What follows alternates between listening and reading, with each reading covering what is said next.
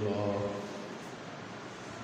الحمد لله وكفى والصلاة والسلام على من لا نبي بعده صاحب التاج والمعراج سيد الإنس والجنات محبوب رب الأرض والسماوات الذي اسمه مكتوب في الإنجيل والتوراة أرسله الله تعالى بالحق بشيرا ونذيرا وداعيا إلى الله بإذنه وسراجا منيرا.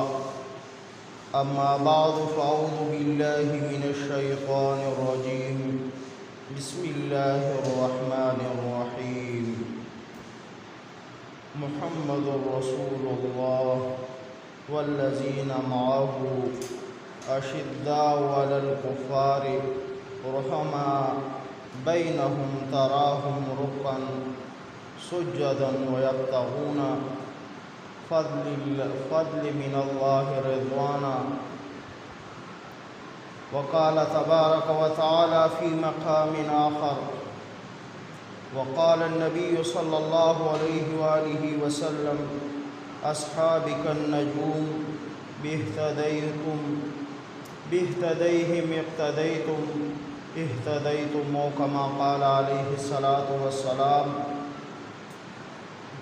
وقال النبي صلى الله عليه وآله وسلم: العلماء ورثة الأنبياء أو كما قال عليه الصلاة والسلام. إن الله وملائكته يصلون على النبي يا أيها الذين آمنوا صلوا عليه وسلموا تسليما. اللهم صل على سيدنا ونبينا وشفينا وسندنا ورحمتنا ومولانا محمد وبارك وسلم تسليما كثيرا كثيرا. أما بعد،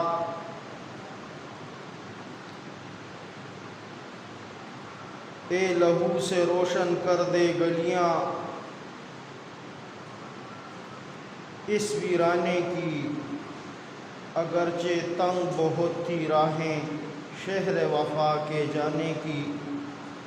جان تھی ایک سودا بھی دے دی پھر بھی رہے شرمندہ سے، دل والے خود ہی لکھ لیں گے کہانی اس افسانے کی.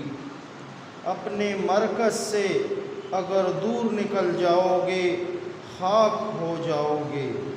اپنے پرچم کا رنگ کہیں بلا مت دینا، سرخ شعلوں سے جو کھیلو گے تو جل جاؤ گے. تیز قدموں سے چلو گے اور تصادم سے بچو گے. بھیڑ میں سست چلو گے تو کچل جاؤ گے.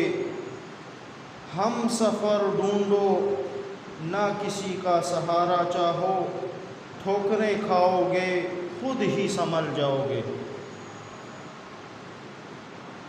میرے بزرگوں، قرآن کریم کی ایک آیات کریمہ آپ کے سامنے میں نے تلاوت کی، اور مشہور حدیث مبارکہ جو بخاری شریف میں بھی ہے، مسلم شریف میں بھی، ابو داؤد میں بھی ہے. یہ دو روایات کے کچھ حصے میں نے آپ کے سامنے بیان کیے. میرے دوستو، اللہ جل جلالہ نے اپنے صحابہ کے متعلق قرآن کریم میں فرمایا کہ محمد الرسول اللہ صلی اللہ علیہ وآلہ وسلم سے اس جملے کی ابتدا کی کیونکہ یہ اس کے دوست ہیں. تو قرآن نے فرمایا: اے سنو محمد الرسول اللہ صلی اللہ علیہ وآلہ وسلم والذین معہ، اور وہ لوگ جو اس کے ساتھی ہیں، جو اس کے ساتھ ہیں، اس کے دوست ہیں. اشداء، سخت ہیں، بہت سخت ہیں. آگے جملے میں آگے کلمے نے تصدیق کس کی؟ علی الکفار، کفار کے بارے میں. رحماء بینہم، اور ان کے آپس میں محبت ہے. مابین آپس کی صحابہ میں محبت ہے، اور یہ رکوع اور سجدے کرتے ہیں، اور ان کی پیشانی ان کے چہرے سے ان کی پہچان ہوتی ہے سجدوں کی، ان کے چہرے سے ان کی پہچان ہوتی ہے سجدوں کی۔ اور پھر آگے فرمایا فضلا من اللہ، اور یہ اللہ جل جلالہ کا فضل تلاش کرتے ہیں، رضواناً اور راضی ہے یہ۔ لیکن اسی آیات کریمہ کے آخری جملے میں اللہ پاک نے ان کی ایک مثال دی، فرمایا کہ صرف قرآن نے ہی ان کی تصدیق نہیں کی، بلکہ مثلہم فی التوراۃ و مثلہم فی الانجیل، تورات اور انجیل میں بھی ابو بکر صدیق، عمر بن خطاب، عثمان بن عفان اور علی بن ابی طالب کا ذکر ہے رضی اللہ تعالی عنہم، ان کا ذکر ان کتابوں میں بھی ہے۔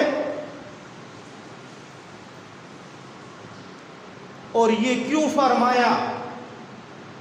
اس وجہ سے فرمایا کہ معاشرے پر ایک دور آئے گا جو ان کی گستاخیاں ہونے لگیں گی معاشرے میں، تو قرآن نے یہاں تصدیق کر کے بتایا، اس سورۃ فاتحہ میں قرآن نے تصدیق کر کے بتایا کہ یاد رکھو کہیں ایسا نہ ہو کہ یہ بے شرمی اور گندگی کا سیلاب تمہیں بھی بہا کر لے جائے۔ یاد رکھو یہ محمد رسول اللہ صلی اللہ علیہ وآلہ وسلم کے ساتھی ہیں، یہ اس کے ساتھی ہیں، معاشرے میں لوگ آئیں گے جو ان کی گستاخیاں کریں گے، کہیں ایسا نہ ہو کہ اس گندگی کے سیلاب میں تم بھی بہہ جاؤ۔ تو ایک طبقہ اس زمین پر ایسے ثابت ہوا ان میں جنہوں نے سرعام گستاخیاں کی، اپنی نعوذ باللہ مساجد میں بھی، اپنی محفلوں میں بھی گستاخیاں کی، اور قرآن نے ان پر رد کیا یہاں پر۔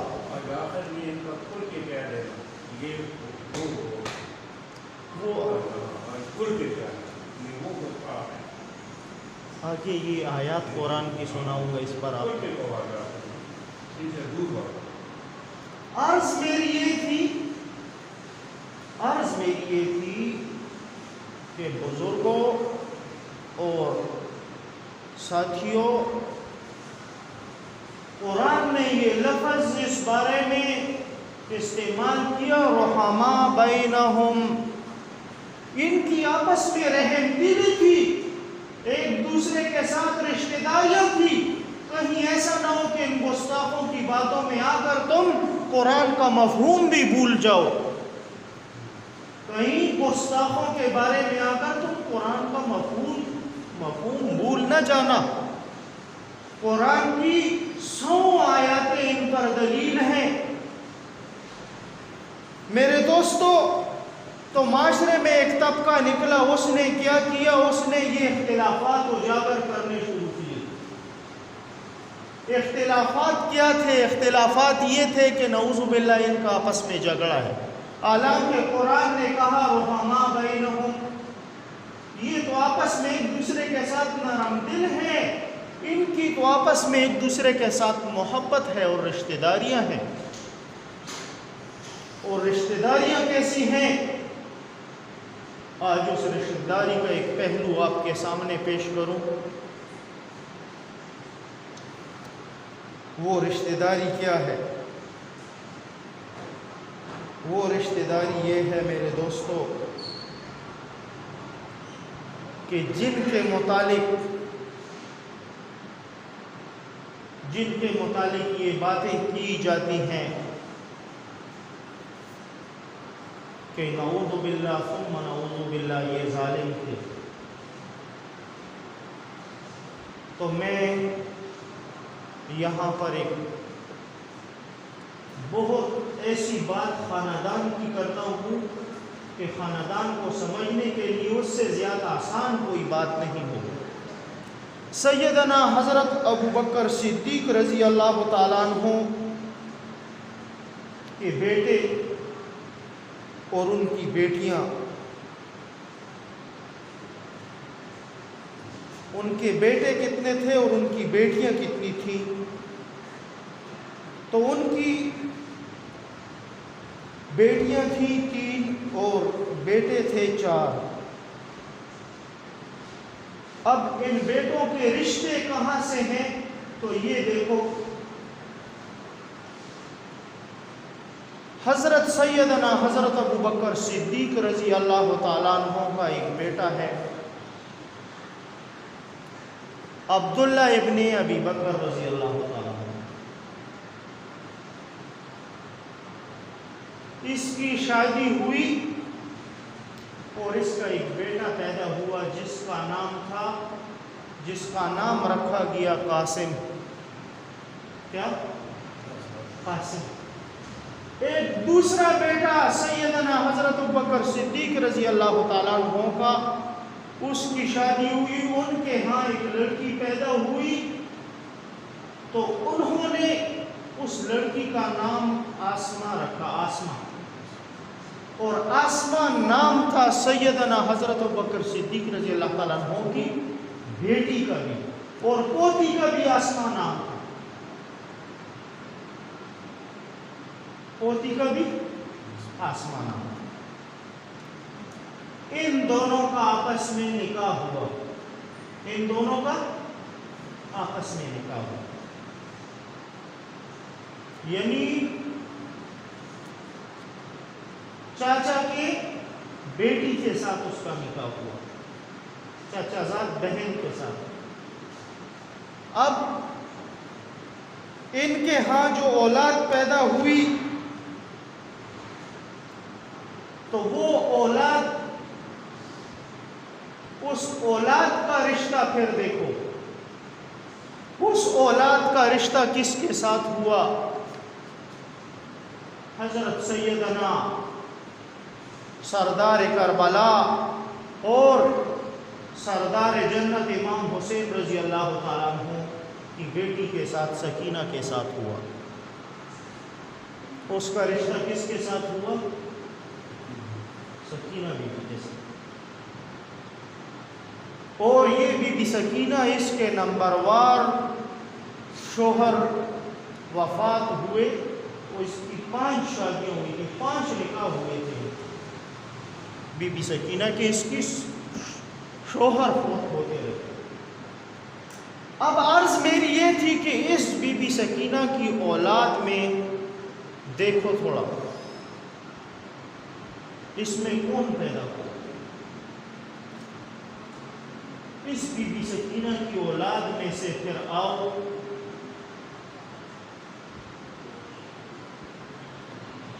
تو وہ لوگ پیدا ہوئے جن کے متعلق یہ لوگ کہتے ہیں کہ یہ ہمارے امام ہیں۔ امام زین العابدین رضی اللہ تعالیٰ عنہ، ان کا نکاح کس سے ہوا؟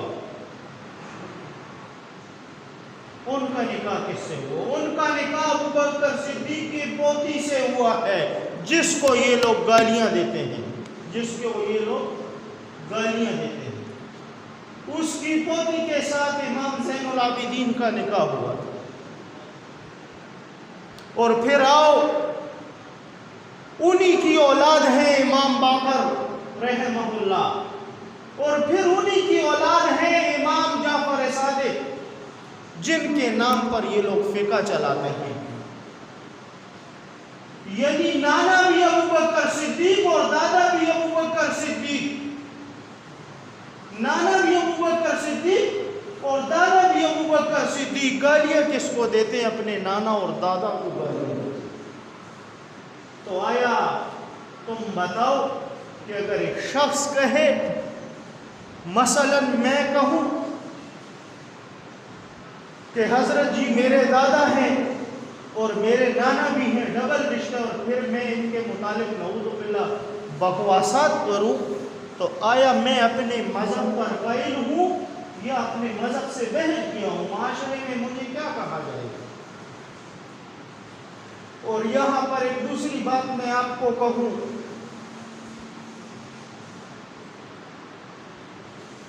کہ اگر سیدنا حضرت ابوبکر صدیق رضی اللہ تعالیٰ عنہ کا رشتہ بیچ سے ہٹا دو تو تم 12 امام بھی ثابت نہیں کر سکتے۔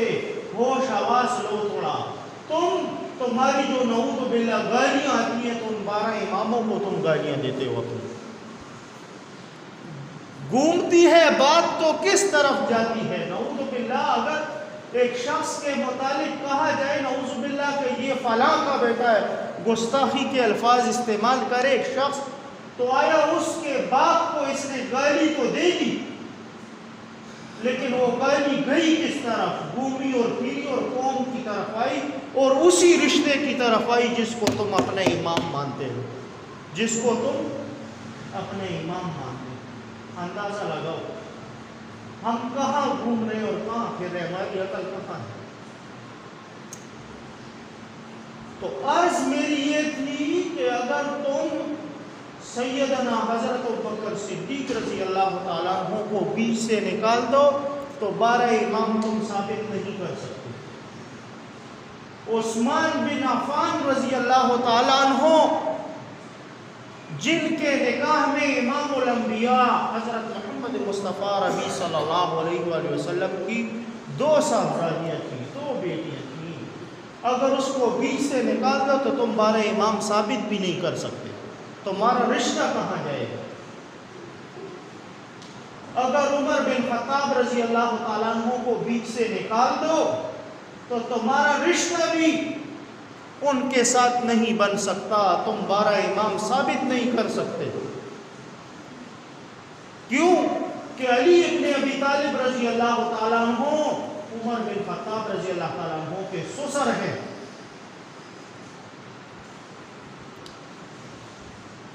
اور حضور نبی کریم صلی اللہ علیہ وآلہ وسلم کی اتباع اور اطاعت ایسی کی عمر بن خطاب رضی اللہ تعالیٰ عنہ نے اپنے دور خلافت میں کہ فرمایا حضور نبی کریم صلی اللہ علیہ وآلہ وسلم کی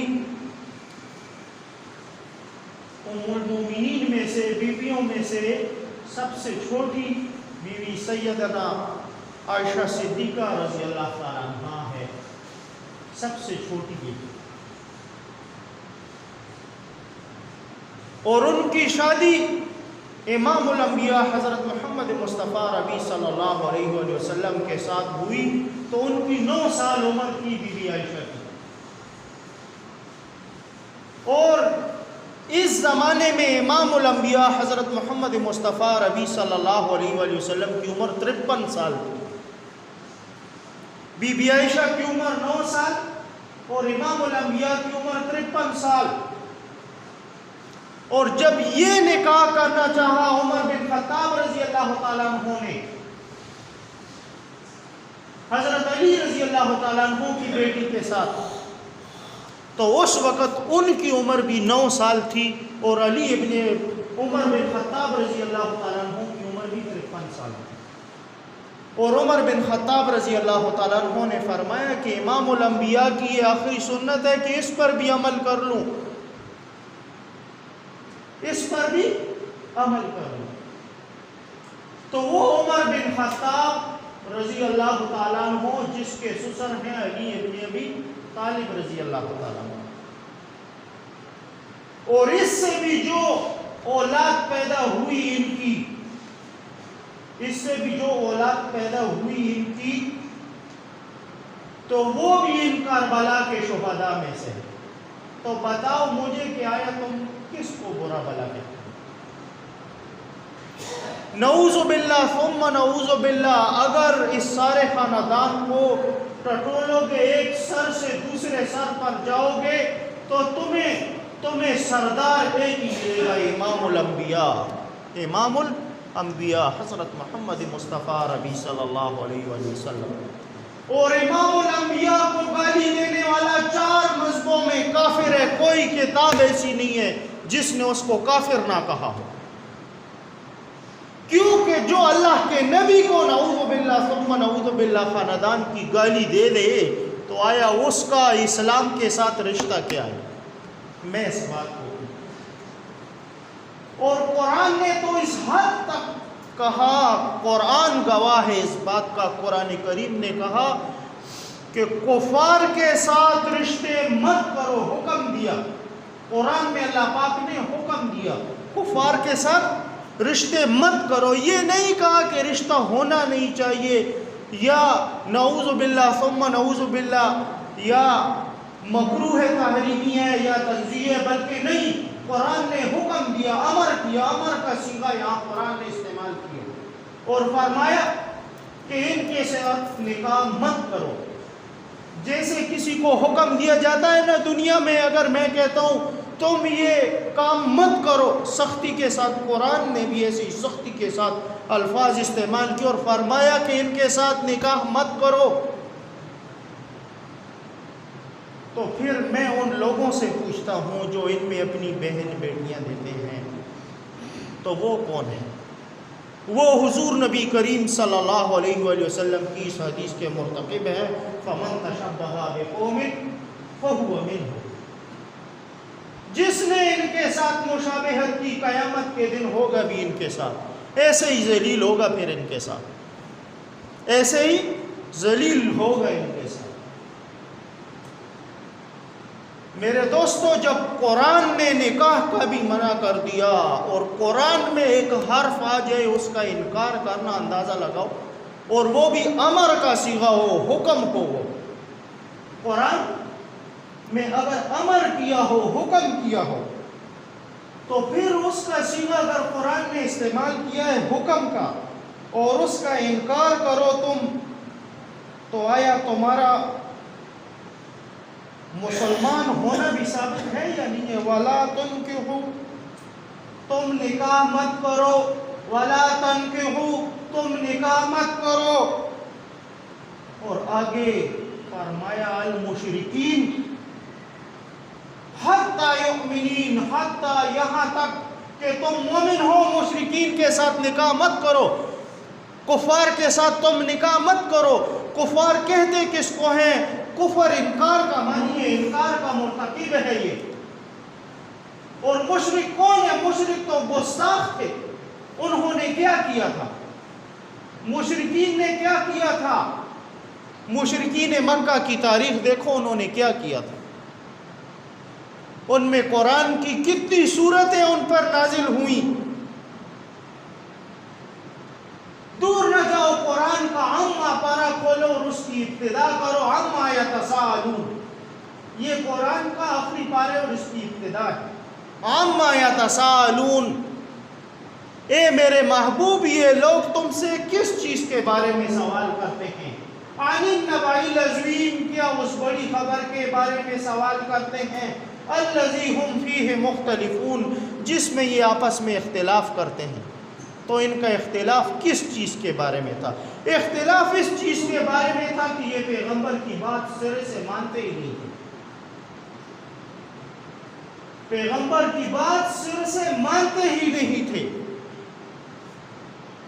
اور آخر وہ کہتے ہیں ایک رشتہ، ایک اولاد، ایک نسل ایک طرف تو جائے گی نا، ایک طرف تو یہ نسل پھیلے گی، کہیں تو جائے گی، تو یہ انہی میں سے ہے، یہ انہی میں سے، ان کی مشابہ لوگ ہیں، ان کی مشابہت ہے ان کے ساتھ۔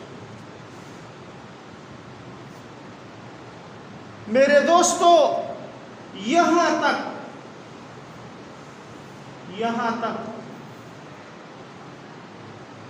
کہ اگر تم قرآن کھولو اور پھر سورہ فاتحہ شروع کرو اور سورہ فاتحہ کا مفہوم نکالو، اور آخر میں جو تم کہتے ہو کہ غیر المغضوب علیہم ولا الضالین آمین، اگر ان آیاتوں کا مفہوم نکالو گے اور اس کی تشریح اور بنیاد نکالو گے تو پھر بات اس طرف آ جائے گی، پھر بات اس طرف آ جائے گی۔ میرے دوستو، قرآن کریم میں بعض جگہ پر الفاظ استعمال ہوتے ہیں گرامر کے حساب سے کہ وہ الفاظ صرف فعل ماضی پر دلیل نہیں کرتے، یعنی گزرے ہوئے زمانے پر دلیل نہیں کرتے، بلکہ وہ الفاظ فعل مضارع کے استعمال ہوتے ہیں، یعنی موجودہ زمانہ اور آنے والے زمانے کے لیے. جیسے قرآن کا بار بار صیغہ استعمال ہوا ہے یبتغون، یبتدعون، یخادعون، یؤمنون. یہ ایسے الفاظ ہیں کہ یہ ان کے شروع میں یہ جو یا لگا ہوا ہے تو یہ یا اس بات پر دلالت کرتا ہے کہ یہ بات موجودہ زمانے کی بھی ہے اور آنے والے زمانے کی بھی ہے. یعنی آنے والے زمانے کی بھی یہ بات ہے، آنے والے زمانے میں بھی یہ باتیں ثابت ہوں گی.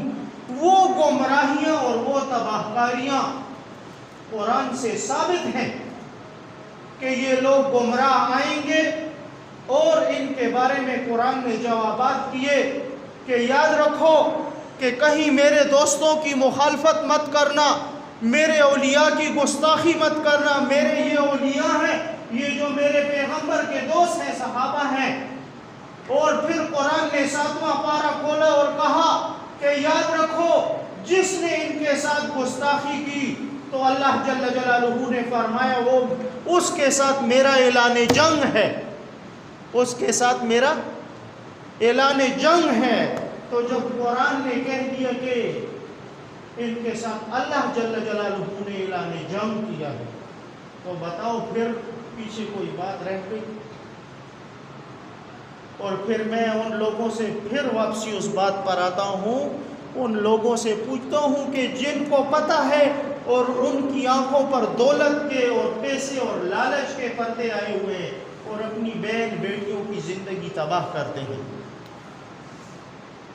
مال و دولت کی لالچ میں اپنی بہن اور بیٹی کا سودا کرنے والے لوگ نعوذ باللہ کہتے ہیں کہ فلاں قوم ایسی ہے اور فلاں قوم کے لوگ لڑکیاں بیچتے ہیں، اور وہی لوگ ان کے پیچھے باتیں کرتے ہیں اور ان کو برا بھلا کہتے ہیں کہ یہ فلاں قوم کے لوگ لڑکیاں بیچتے ہیں، بیٹیوں کے سودے کرتے ہیں.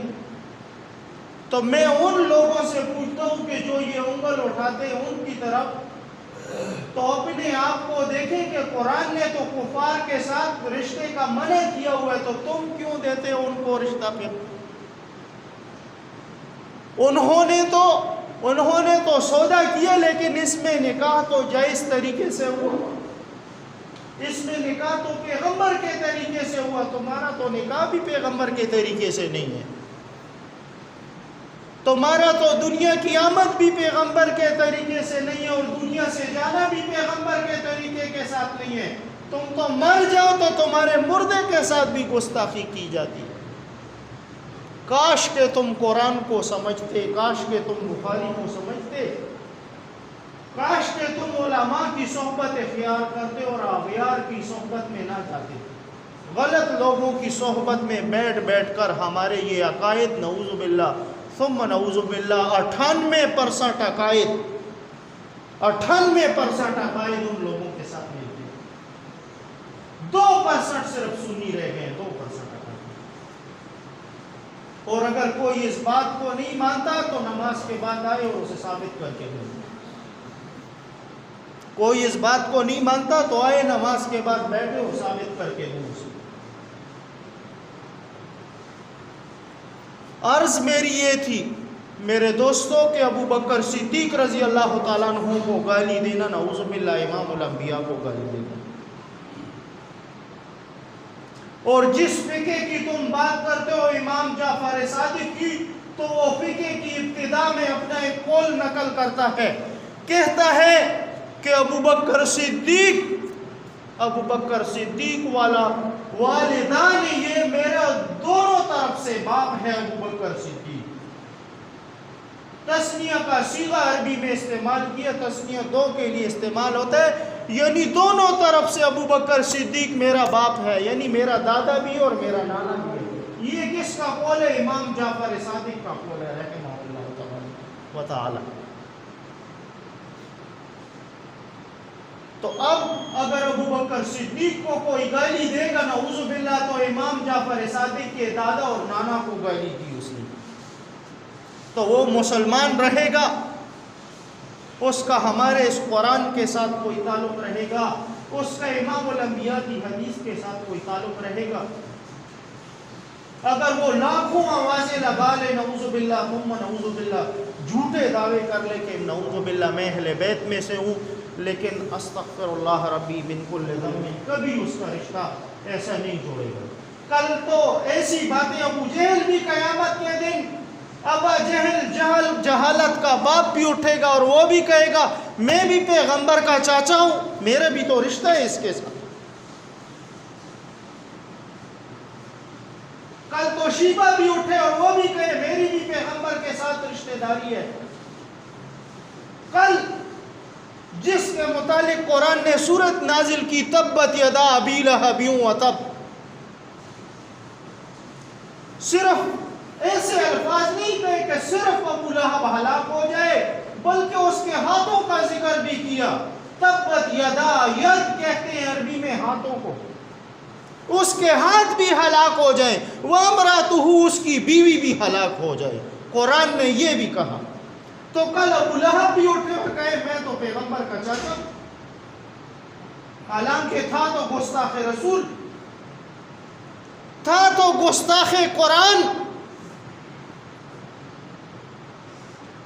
کل وہ بھی اٹھے اور یہ کہے، تو تمہاری مثال ایسی ہے جیسے ابو لہب اور ابو جہل کی تھی، کیونکہ وہ بھی بھٹکے ہوئے تھے اور تم بھی بھٹکے ہوئے ہو، ان کو بھی پتا ہے۔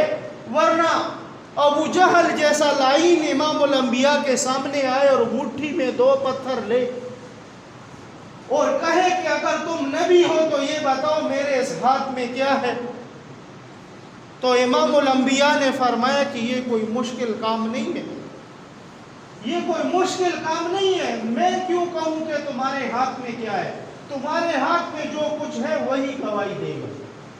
پتھروں نے کہا لا الہ الا اللہ محمد رسول اللہ صلی اللہ علیہ وسلم۔ اور پھر بات یہاں ختم نہیں ہوئی، بلکہ اس نے کہا کہ تم یہ دعویٰ کرتے ہو کہ میں معراج کی شب کی اور میں نے نعوذ باللہ انبیاء کی امامت کی اور میں انبیاء کا سردار ہوں اور میں نبیوں کا سردار ہوں اور میں خاتم النبیین ہوں، میں اس بات کو نہیں مانتا، تب مانوں گا اس چاند کو 2 ٹکڑے کر کے تو دکھاؤ، تب مانوں گا اس چاند کو 2 ٹکڑے تو کر کے دکھاؤ۔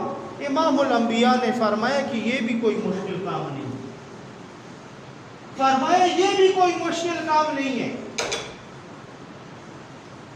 بلکہ صرف امام الانبیاء کا ہاتھ مبارک اٹھا اور یہ انگلی تھی اور صرف اشارہ ہوا، اور فقہاء اور محدثین لکھتے ہیں کہ صرف چاند 2 ٹکڑے نہیں ہوا، بلکہ چاند 2 ٹکڑے ہو کر آیا اور امام الانبیاء کے گرباں مبارک میں آیا، اور پھر ایک ٹکڑا اس ہتھیلی سے نکلا آستین کے اور دوسرا اس ہتھیلی سے، اور واپسی کیا اور ابو جہل لعین نے اپنی آنکھوں سے دیکھا، اور پھر گیا اپنی جگہ پر چاند اور جڑ گیا۔ یہ اپنی آنکھوں سے ابو جہل نے دیکھا، لیکن لعنت کے پردے اس کے دل پر پڑے تھے، جہالت کے پردے اس کے دل پر پڑے تھے، کفر کے زنگ نے اس کے دل کو، اس کے لوہے کو ایسا پگھلایا ہوا تھا کہ سب ختم تھا۔ تو کل وہ ابو جہل بھی اٹھے کہ کہے میں تو نبی کا چاچا ہوں،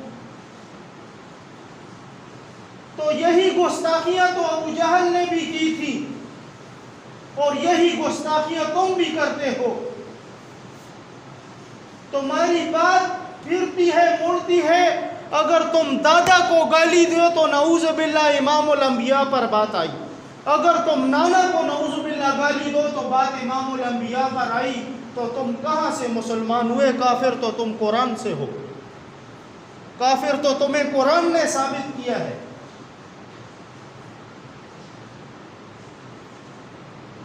اگر امام زین العابدین رضی اللہ تعالیٰ عنہ کا رشتہ لو تو وہ بھی ابو بکر صدیق کے ساتھ، عمر بن خطاب کے ساتھ، عثمان بن عفان کے ساتھ۔ بی بی سکینہ کا رشتہ لو، سیدنا ابو بکر صدیق کے ساتھ، پھر عثمان بن عفان رضی اللہ تعالیٰ عنہ کے ساتھ، اور پھر عمر بن خطاب رضی اللہ تعالیٰ عنہ کے ساتھ، اور پھر ایسے جاؤ امام الانبیاء کے ساتھ. تو بتاؤ تمہاری یہ گالی کہاں جائے گی؟ اگر ایک شخص کو نعوذ باللہ کوئی گالی دے دے کہ تمہارے دادا کی ایسی کی تیسی، تو اس نے کیا کیا؟ اس کا دادا جو ہوگا نعوذ باللہ اس تک تو یہ ساری لائن گئی. تو عرض میری یہ تھی کہ یہ قرآن سے کافر ہیں. جس نے شان صدیق میں گستاخی کی تو وہ قرآن سے کافر ہے. اور قرآن نے اس حد تک کہا کہ اللہ جل جلالہ نے فرمایا ایسے لوگوں کے خلاف میرا اعلان جنگ ہے، میرے ساتھ لڑائی کے لیے تیار ہو جائے. تو پھر بات یہاں پر ختم ہو جاتی ہے. میرے دوستو، امام حسین رضی اللہ تعالیٰ عنہ کا کربلا میں قربانی دینا یہ کیا تھا؟ یہ ہم تک قرآن پہنچانا تھا. عثمان بن عفان رضی اللہ تعالیٰ عنہ کا قرآن کے اوپر مغز گرا جس وقت انہیں شہید کیا گیا. اور عثمان بن عفان رضی اللہ تعالیٰ عنہ کا دور خلافت تھا، تو اس کے گھر پر پہرا دینے والے کون تھے؟ سیکیورٹی کون تھی؟ امام حسن اور امام حسین رضی اللہ تعالیٰ عنہ تھے. وہ اس کے، اور پھر یہ بات یہاں ختم نہیں ہوتی. حضور نبی کریم صلی اللہ علیہ وآلہ وسلم نے جو الفاظ حدیث مبارکہ میں فرمایا، مروا ابا بکر یصلی فی الناس، ابو بکر سے کہو. 3 مرتبہ حضور نبی کریم صلی اللہ علیہ وآلہ وسلم نے فرمایا کہ ابو بکر صدیق سے کہو کہ لوگوں کو نماز پڑھائے. اس وقت اس کے پیچھے نماز پڑھنے والا کون تھا؟ علی ابن ابی طالب رضی اللہ تعالیٰ عنہ پہلی صف میں کھڑا ہوا. عمر بن خطاب رضی اللہ تعالیٰ عنہ کا دور خلافت آیا، جب امام بنے اور جماعت پڑھا رہے تھے تو پیچھے کون کھڑے تھے؟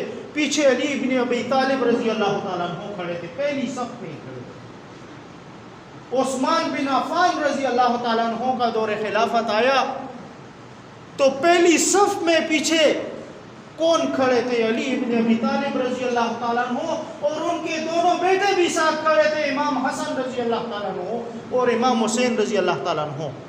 تو میں یہ بات پوچھتا ہوں کہ اس میں کتنا عرصہ لگا؟ پھر 11 سال 11 مہینے اور تقریباً 10 دن عثمان بن عفان رضی اللہ تعالیٰ عنہ کا دور خلافت رہا. اور یہ ظالم اپنی کتابوں میں لکھتے ہیں کہ وہ غاصب تھا، اس نے نعوذ باللہ حکومت غصب کی تھی. عمر بن خطاب رضی اللہ تعالیٰ عنہ کے متعلق یہ ظالم لکھتے ہیں کہ اس نے حکومت غصب کی تھی، زوردستی میں حکومت لی تھی. سیدنا حضرت بکر صدیق رضی اللہ تعالیٰ عنہ کے متعلق کہتے ہیں نعوذ باللہ کہ اس نے زوردستی حکومت کی تھی. تو میں پوچھتا ہوں کہ امام الانبیاء حضرت محمد مصطفیٰ ربی صلی اللہ علیہ وآلہ وسلم موجود تھے اور انہوں نے حکم دیا کہ ابو بکر صدیق کو کہو لوگوں کو نماز پڑھو. اعلان کہ اس وقت ان کی لاڈلی بیٹی اور امام الانبیاء کی لاڈلی بیوی جو سب سے چھوٹی تھی عمر میں، عائشہ صدیقہ رضی اللہ تعالیٰ عنہا، انہوں نے فرمایا کہ اللہ کے محبوب میرے ماں باپ آپ پر قربان ہو، میرے باپ تو بہت نرم دل ہیں، بہت کمزور ہیں، وہ تو یہ امامت نہیں کر سکیں گے. حضور نبی کریم صلی اللہ علیہ وآلہ وسلم نے دوسری مرتبہ پھر فرمایا مرو ابا بکر، ابو بکر سے کہو کہ لوگوں کو نماز پڑھائے. پھر تیسری مرتبہ بی بی عائشہ کے یہ الفاظ تھے کہ میرے ابا جان بہت کمزور ہیں، وہ تو یہ امامت نہیں کر سکیں گے، یہ خلافت نہیں سنبھال سکیں گے. حضور نبی کریم صلی اللہ علیہ وآلہ وسلم نے تیسری دفعہ سختی سے امر کیا، فرمایا مرو ابا بکر، ابو بکر سے کہو کہ لوگوں کو جماعت پڑھائے. تو اس وقت تو علی ابن ابی طالب رضی اللہ تعالیٰ عنہ بھی موجود تھے. امام الانبیاء نے تو یہ نہیں فرمایا کہ علی ابن ابی طالب رضی اللہ تعالیٰ عنہ جماعت پڑھائے، بلکہ فرمایا ابو بکر صدیق جماعت پڑھ. تو پھر گستاخی کس بات کی ہوتی ہے؟ آیا تم امام الانبیاء کے قول کے منکر ہو اس کی حدیث کا انکار کرتے ہو، جب اپنے آپ کو کہتے ہو کہ میں مسلمان ہوں تو پھر اس بات کا کیوں انکار کرتے ہو؟ حضور نبی کریم صلی اللہ علیہ وسلم کی حدیث کا کیوں انکار کرتے ہو؟ قرآن کی آیاتوں کا کیوں انکار کرتے ہو؟ یاد رکھو، اسلام سے اگر ابو بکر صدیق رضی اللہ تعالیٰ عنہ کو نکال دے، نعوذ باللہ ثم نعوذ باللہ، تو تمہارے 12 امام ثابت نہیں ہوتے۔ عمر بن خطاب رضی اللہ تعالیٰ عنہ کو نکال دو، 12 امام ثابت نہیں ہوتے۔ عثمان بن عفان کو نکال دو، 12 امام ثابت نہیں ہوتے۔ اس کی مثال ہے کہ اسلام کی دوں اب تمہیں کہ اسلام سے اگر زکوٰۃ کو نکال دیا جائے تو اسلام پورا نہیں ہے، تم نے پورے اسلام کو نہیں مانا۔ اگر ایک شخص کہتا ہے کہ میں مسلمان ہوں، میں نے اسلام قبول کیا ہے لیکن زکوٰۃ کو نہیں مانتا، تو اس نے قرآن کا انکار کیا، کافر، نص کا انکار کر دیا اس نے۔ یہ اصول ہیں حدیث کے اور اصول قرآن کے۔ پھر ایک شخص ہے، وہ کہتا ہے کہ میں زکوٰۃ بھی مانتا ہوں، حج بھی مانتا ہوں، نماز بھی مانتا ہوں، لیکن جہاد کو نہیں مانتا، تب بھی اس نے قرآن کی آیاتوں کا انکار کیا اور 320 سے اوپر آیاتوں کا انکار کیا۔ اگر ایک شخص کہہ دے کہ میں پورے اسلام کو مانتا ہوں لیکن یہ کہ یہ فجر کی نماز کو نہیں مانتا، یہ تو نعوذ باللہ، استغفر اللہ استغفر اللہ، اللہ جل جلالہ معاف فرمائے، نعوذ باللہ، صبح کی نماز تو تمہاری نیند خراب کرتی ہے، نیند سے اٹھ کے آتے ہو، اس نماز کو تو میں نہیں مانتا، تو یہ مسلمان ہے؟ اس کا مذہب کے ساتھ کوئی تعلق رہا؟ بلکہ اس نے قرآن کی نص کا انکار کیا، نماز کا انکار کر دیا اس نے۔ تو ایسی ہی مثال اس کی بھی ہے، اگر تم 12 اماموں کو ثابت کرو گے، ابو بکر صدیق کو نہ مانو تو تمہارے 12 امام ثابت نہیں ہوتے، عمر بن خطاب کو نہ مانو تو 12 امام تمہارے ثابت نہیں ہوتے، عثمان بن عفان کو نہ مانو تو تمہارے 12 امام ثابت نہیں ہوتے۔ اور یاد رکھو کہ اس کا پس منظر کربلا کا کیا ہے کہ یہاں نانا بھی ابو بکر صدیق ہے اور دادا بھی ابو بکر صدیق ہے۔ تم کس کا انکار کرتے ہو؟ تم کس کو گالی دیتے ہو؟ اس کو گالی دیتے ہو جس کی اولاد ہے۔ یہ نیچے جتنے رشتے ہیں، امام باقر رحمہ اللہ، امام جعفر صادق رحمہ اللہ، امام زین العابدین رضی اللہ تعالیٰ عنہ، یہ سب ابو بکر صدیق کے ساتھ بالکل پشت پہ پشت جڑے ہوئے، دادا بھی ابو بکر صدیق اور نانا بھی ابو بکر صدیق، اور رشتے ہیں ایسے ہی۔ اللہ جل جلالہ معاف فرمائے، تو جو لوگ اس چیز کا انکار کرتے ہیں تو وَلَا تَنْكِحُوا، ان لوگوں کے ساتھ نکاح جائز نہیں ہے، قرآن نے کہا، میں نہیں کہہ رہا۔ اور قرآن نے مومنوں کو سختی سے کے ساتھ کہا حَتَّى يُؤْمِنُوا، حتیٰ، یہاں تک کہ تم مومن ہو، اور پھر کہتے ہو کہ میں کفار کے ساتھ نکاح کرتا ہوں۔ تو تم لوگوں نے کیا کیا؟ پھر بھٹکو گے تو راستے سے تب بھٹکو گے، تمہارا عقیدہ سلامت کیوں رہے گا جب تمہاری ماں بہنیں رشتے ہی سب وہاں چلے گئے۔ اللہ جل جلالہ ہمارے سب کے صغیرہ کبیرہ گناہوں کو معاف فرمائے، اور اللہ جل جلالہ ہم سے دین کا وہ کام لے جس پر میرا رب راضی ہوتا ہے۔ اللہ جل جلالہ ہم سے دین کا وہ کام لے جس پر امام الانبیاء خوش ہوتا ہے۔ اللہ جل جلالہ ہم سے وہ دین کا کام لے جس پر سیدنا حضرت ابوبکر صدیق رضی اللہ تعالیٰ عنہ خوش ہوتا ہے۔ اللہ جل جلالہ ہم سے دین کا وہ کام لے جس پر عمر بن خطاب رضی اللہ تعالیٰ عنہ خوش ہوتے ہیں۔ اللہ جل جلالہ ہم سے دین کا وہ کام لے جس پر عثمان بن عفان رضی اللہ تعالیٰ عنہ خوش ہوتے ہیں، اور اللہ جل جلالہ ہم سے دین کا وہ کام لے جس پر علی ابن ابی طالب رضی اللہ تعالیٰ عنہ خوش ہوتے ہیں، اور اللہ جل جلالہ ہم سے دین کا وہ کام لے جس پر سردار الجنت امام حسن رضی اللہ تعالیٰ عنہ اور امام حسین رضی اللہ تعالیٰ عنہ خوش ہوتے ہیں۔ اللہ جل جلالہ ہم سب سے راضی ہو جائے۔ وآخر دعوانا الحمدللہ رب العالمین۔